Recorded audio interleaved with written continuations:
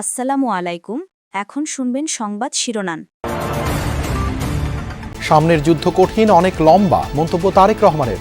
ধর্মের ট্যাবলেট বিক্রি করে প্রতারণা করছে একটি দল, অভিযোগ সালাউদ্দিনের।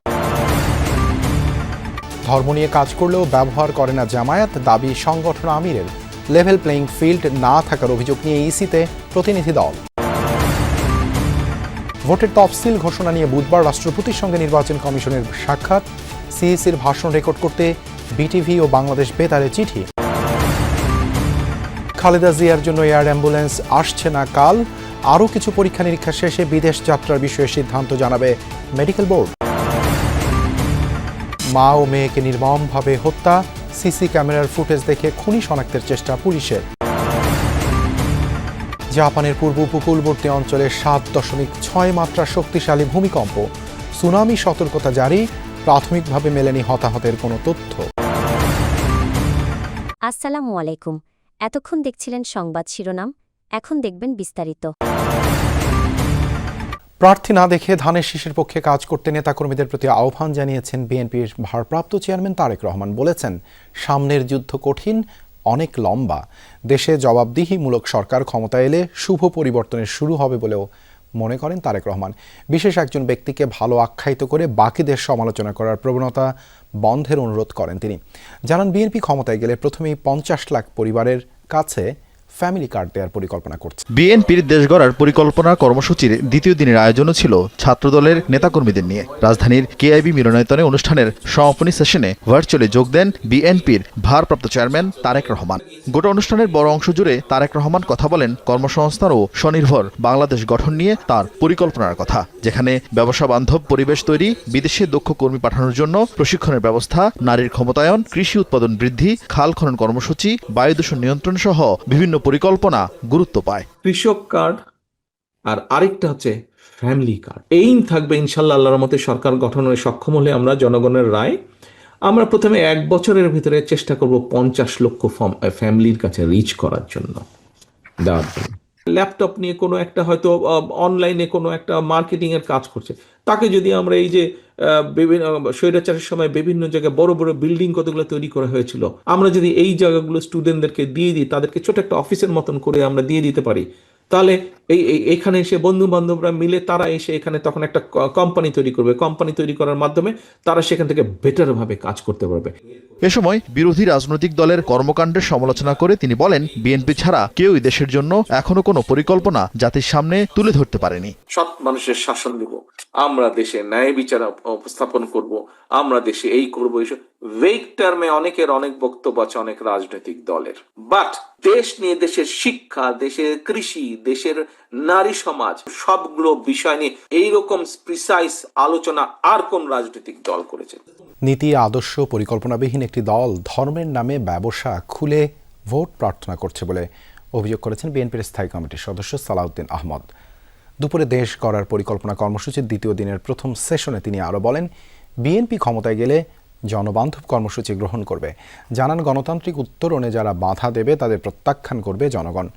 আগামীর পরিকল্পনা তুলে ধরে নেতাকর্মীদের স্লোগানের পরিবর্তে জ্ঞানভিত্তিক রাজনীতি চর্চার পরামর্শ দেন তিনি। দেশ গড়ার পরিকল্পনা কর্মসূচির দ্বিতীয় দিনের প্রশিক্ষণে অংশ নেয় ছাত্রদলের নেতাকর্মীরা। আমরা যা করছি তা হচ্ছে প্ল্যানিং।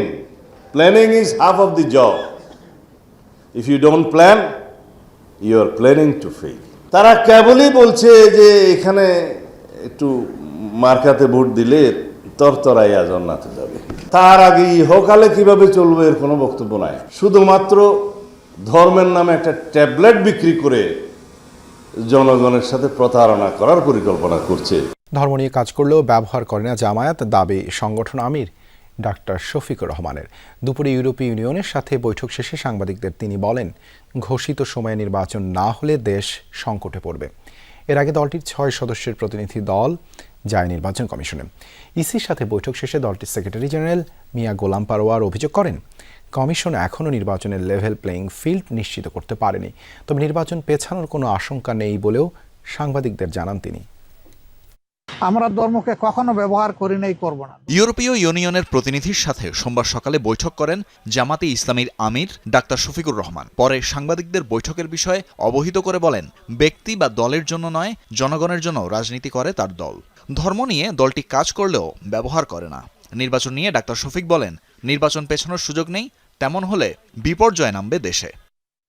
আমরা ধর্মকে কখনো ব্যবহার করি নাই, করব না। ধর্ম আমাদের চিন্তার অঙ্গ, আমাদের কলিজার অংশ। আমরা ধর্ম নিয়েই কাজ করি, আমরা ধর্মকে ব্যবহার করি না।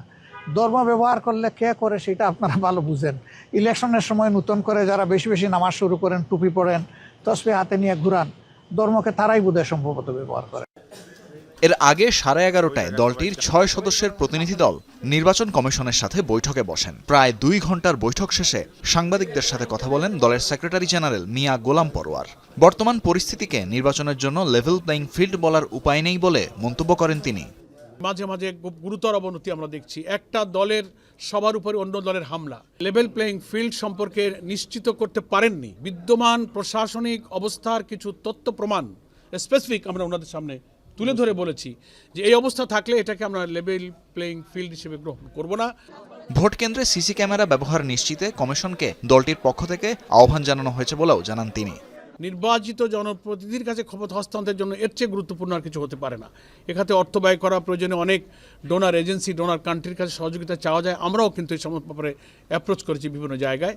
তো সেই সিসিটিভি ক্যামেরা স্থাপন সম্পর্কে এগুলো আমাদের মধ্যে আলোচনার বিষয় ছিল। তফসিলের পর দায়িত্বশীলদের কেউ নিরপেক্ষতা ভঙ্গ করলে তা কমিশনকে জানানো হবে বলে হুঁশিয়ারি দেন দলটির সেক্রেটারি জেনারেল। জাতীয় সংসদ নির্বাচনের তফসিল ঘোষণার জন্য সব প্রস্তুতি শেষ করেছে নির্বাচন কমিশন। বুধবার ভোটের তারিখ নিয়ে দুপুর 12টায় বঙ্গভবনে রাষ্ট্রপতির সঙ্গে সাক্ষাৎ করবে প্রধান নির্বাচন কমিশনার AMM নাসির উদ্দিনের নেতৃত্বাধীন নির্বাচন কমিশন।